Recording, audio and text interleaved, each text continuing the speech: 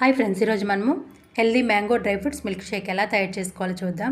ముందుగా ఒక గిన్నెలోకి 3 వాల్నట్స్, 3 బాదం పప్పులు, ఒక 4 పిస్తా పప్పులు, ఒక 4-5 జీడిపప్పులు వేసేసుకొని వీటితో పాటు 1 tablespoon sunflower seeds, 1 tablespoon గుమ్మడి విత్తనాలు, 1 టేబుల్ స్పూను కర్బూజా విత్తనాలు వేసేసుకొని విత్తనాలు తీసేసిన ఒక 4 ఖర్జూరాలు కూడా వేసేసుకోండి.